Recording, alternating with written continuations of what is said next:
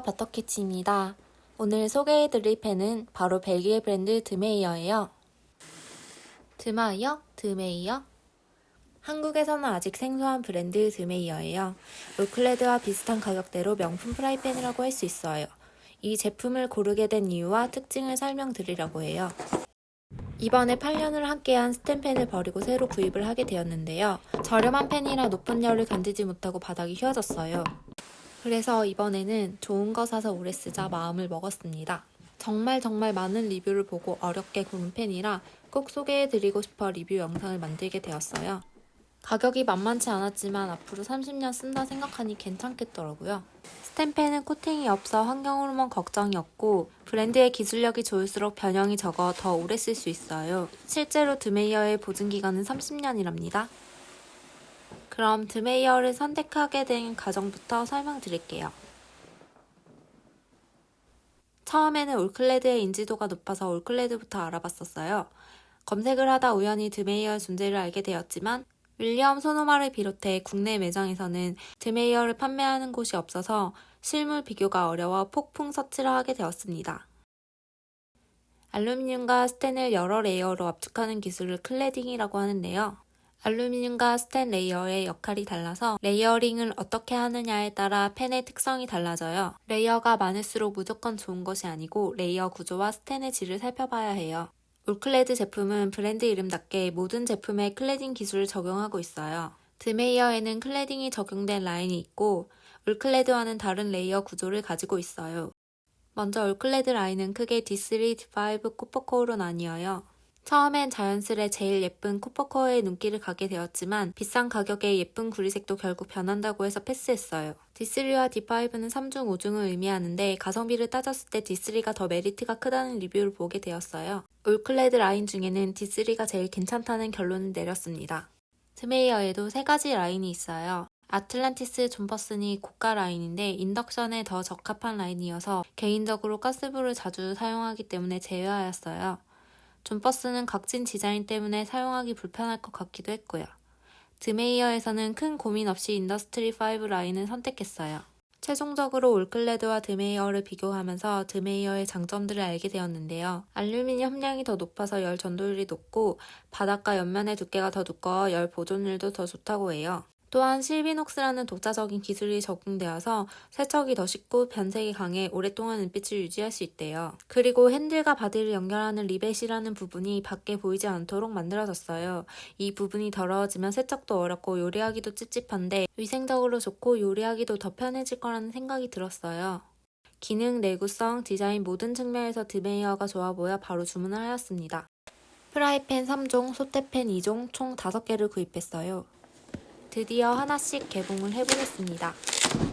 프라이팬 3개는 네오피크를 통해 72만원에 샀고 솥대팬 2개는 아마존에서 45만원 정도에 구매하였어요.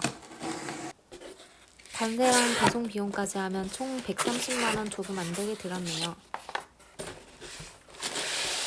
드디어 드메이어 개봉. 아주 심플하게 패키징 되어 있어요. 지름 24cm 프라이팬입니다. 보증기간 30년, 실비녹스 5중, 두께 3mm를 강조하고 있어요. 뒷면에는 사용 가능한 열원과 상세 설명이 나와 있네요. 반품할 때 사용하는 스티커와 설명서가 들어있어요.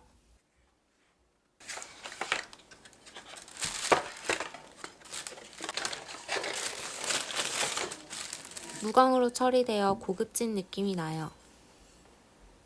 뒷면에도 깔끔하게 로고로 처리되어 있네요. 핸들은 매트하게 마감되어 지문과 스크래치 걱정이 없어요. 두 번째, 지름 28cm 프라이팬입니다. 구성은 동일해요. 등심 스테이크 2개 정도 구울 수 있는 사이즈예요. 제일 큰 사이즈 지름 32cm 프라이팬이에요. 생각했던 것보다 엄청 커서 당황했어요. 피자 4조각은 거뜬히 굽겠더라고요. 사이즈가 크고 무거워서 반대편에 손잡이가 하나 더 있어요. 드메이어 펜 3종 세트가 완성되었습니다. 앞에서 공부했던 우중 레이어가 눈에 보이시나요? 쓰던 펜과 한번 비교해 봤어요. 확실히 리벳이 없어서 깔끔하더라고요. 바닥에도 단단한 내구성이 느껴져요. 핸들은 요리할 때 뜨거워지지 않아요. 엄지 모양이 나 있어 잡을 때 편할 것 같아요. 다음은 소테펜 개봉할 차례예요. 뭔가 묵직하네요. 소테펜은 냄비와 프라이팬의 중간 형태로 뚜껑이 같이 있어요. 시어링도 하고 소스가 있는 요리도 만들 수 있는 팬이라고 보시면 돼요. 뚜껑이 아주 반짝반짝하네요. 질은 24cm 3쿼터 소테팬이에요. 구입할 당시에 소테팬은 인더스트리5 라인을 못 찾아서 5 플러스 라인으로 구매를 했는데요. 핸들 부분에만 차이가 있고 나머지는 동일한 제품이라고 보시면 돼요. 마지막 지름 28cm 6.5쿼터 소테팬이에요. 마찬가지로 뚜껑이 포함되어 있어요. 뚜껑은 프라이팬이랑도 호환이 되어서 같이 쓸 수 있어요. 진짜 엄청나게 커요. 냄비같이 생겼지만 높이가 냄비보다 낮아요. 생각보다 큰 사이즈에 당황했지만 대용량 요리할 때 좋을 것 같아요. 소테팬 2종 세트도 완성되었습니다. 참고로 냄비를 사지 않은 이유는 냄비는 보통 액체류를 끓이기 때문에 높은 온도에서 쓸 일이 별로 없어서 저렴한 스텐 냄비로도 변형 없이 오래 사용할 수 있기 때문이에요. 스텐팬이니까 연마제 제거 작업부터 해줄게요. 오일을 휴지에 묻혀서 닦아주세요. 새로 산 팬이라 그런지 이 작업도 설레고 기분이 좋았어요. 너무 소중한 프라이팬.